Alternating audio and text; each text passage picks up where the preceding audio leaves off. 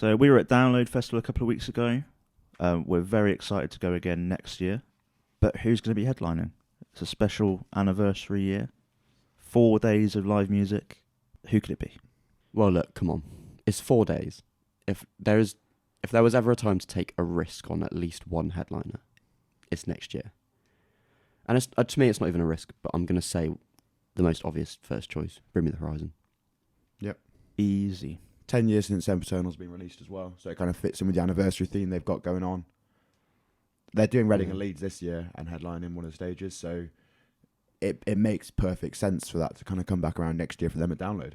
Also, we know from their multi-weekender that they're not averse to playing old heavy stuff. Not that they need to for Download necessarily, but also with survival horror, there's heavier stuff on there anyway. I think if you're a naysayer to Bring Me the Horizon playing Download, you're just a fool, because the writing's on the wall. They absolutely can and should do it. Easily. They've not played the festival in years either. And for that Download kind of thing as well, like production scale, if you were to go back and watch our vlog from last September, one of the first gigs we had coming out of the pandemic, it was absolutely incredible. The light show, everything they kind of put on, the whole performance aspect was absolutely incredible for like an indoor arena show in Birmingham that we went to. So that's going to that could translate so perfectly and easily towards Download as well. And I could be wrong, but I believe that whole arena tour sold out. There you go. No further questions. No debate as to whether they're big enough. And yeah, like you said, I mean, the thing about a headliner as well is they have to be able to put on a show, and Bring Me the Horizon have been doing that. And like James mentioned, 10-year anniversary of Sempiternal next year. Yeah. It just makes sense. Nice. That's 1 out of 4. I feel like there is a band that's pretty much on lock for next year. Even rumoured to be doing 2 days, according to some people in like forums, and that's Metallica. It's been a long time since they played down the festival. I think they've got some anniversary stuff coming up as well. 40th anniversary, I believe, of their first ever studio album. 20th anniversary of Saint Anger will be next year. I mean, they're just one of the biggest bands in metal. Can't say no. Yeah, I can't contest about them being there. They've not played in years. They're due to come back round again, I guess. Yeah. I mean, I'd be disappointed if they do play 2 nights, because with it being 4 headliners for the first time, it feels like it's a waste of a slot that someone else could take up. Someone else new, perhaps. But still. I mean, yeah. Because I know that it's a point that was raised. I know we're going to talk about this more maybe in a future video about our problem with Download video. People saying, oh, well, Metallica haven't played in years. They're not exactly a constant repeat of a headliner, which is actually a fair point. Yeah. Because I didn't realise at the time. Yeah, I have no problem with Metallica. I've got no problem with Metallica. But yeah, 2 nights. It just feels like a waste of an opportunity to put just someone else on when they could just do it. Either someone different or just someone new. I think another one that's likely to happen, because they were originally billed to play in 2020 before it got cancelled, System of a Down. I think they'll be back again. Yeah, for sure. Which is, I guess it's difficult to talk about repeat headliners now, considering we had 2 years of no festival. Yeah. So again, it's kind of fine that System of a Down come back, I guess. But if they do it, it would just feel like an old booking, I think.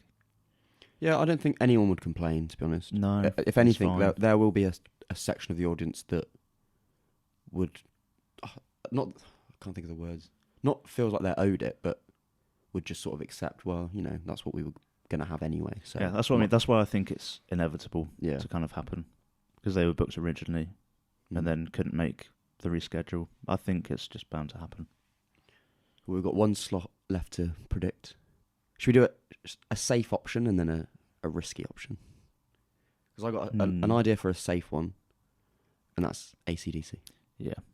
There's been a lot of talk on the old internet about AC/DC coming back again. There were some problems last time they played, or at least some controversy last time they played, because they insisted on having their own stage. No one else was allowed to play on it. And yeah, a lot of people didn't like that. But who knows? Maybe they'll come back and just play the main stage. It just sat there all weekend, unused, except for their set. Dickheads. I believe so anyway. I wasn't there myself, but that's what I heard. Again, it's not one that I would complain about. I actually really like AC/DC. Not so much nowadays, but Yeah. when I was kind of first getting into rock and metal, they were one of the bands I was listening to a lot. It's like a staple of that old school, aren't they? Yeah. I feel like it's going to be a similar sort of thing where we all tried to watch a bit of Kiss, bit of Maiden, to see if we were going to actually be into it or not. We ended up leaving Maiden after about... I don't think you were even there, I did you? didn't even say. We left after maybe about 10 minutes.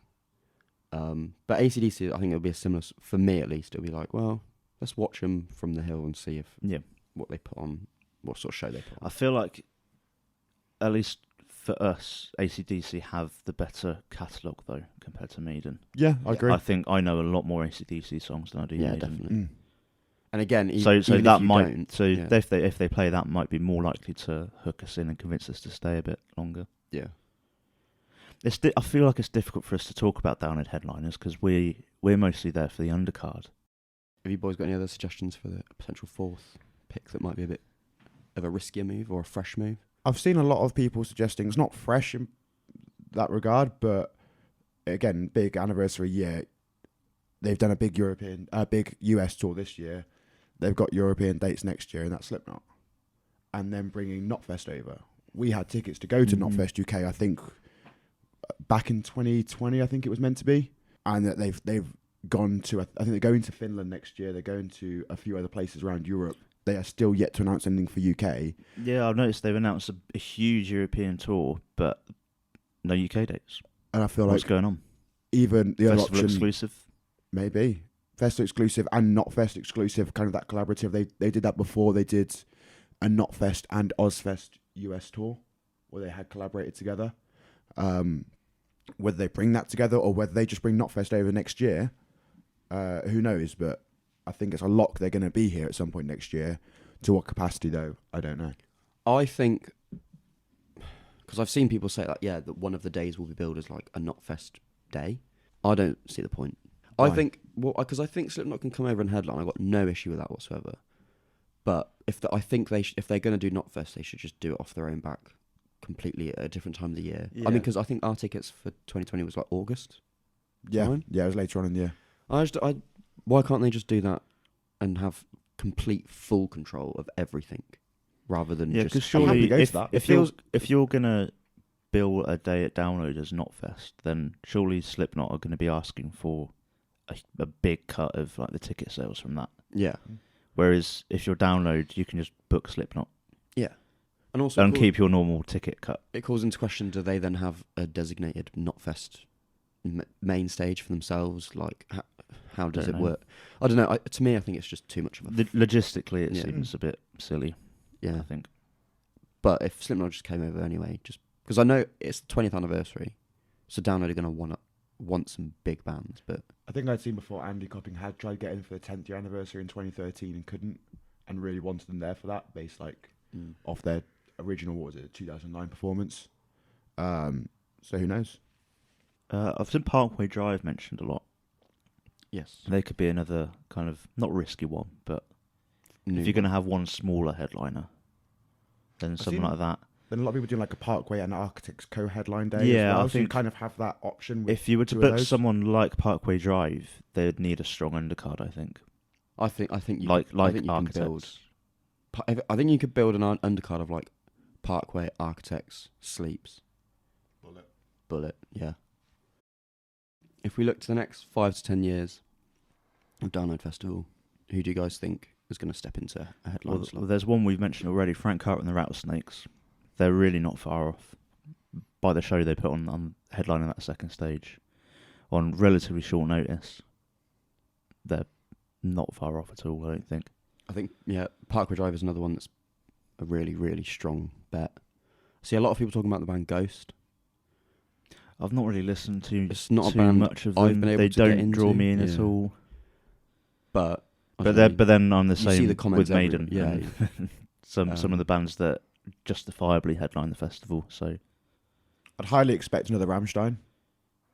They've done that a few times. They put on that great show. they could be one for next year. To be fair, Yeah, they've done a big stadium tour this summer, I believe. Yeah, I mean, they're known for putting on a show, Pyro and the works. Yeah. So. Thinking about album cycles, Avenged just had to release something out soon, maybe at the end of this year.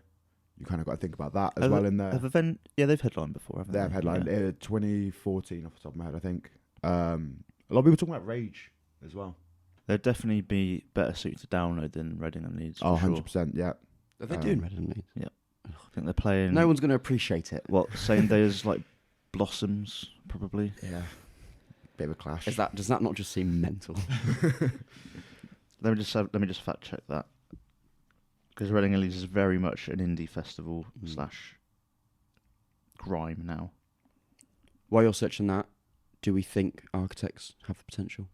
I think they've got potential. Definitely. Whether they take the leap on it is a different story. Because, I mean, the stage show and everything they've put on over the years, their production at Ali Pali, when we went and saw them recently, even you could put that on a festival stage. I could picture that at Download with more pyro, with everything, and I think they would pull it off perfectly. I think it's going to still be a few years away. Maybe they have that kind of like big spot on the main stage, but I definitely think they have the potential to be there at some point soon. But also, I think there's like a responsibility on Download to make people feel like headliners.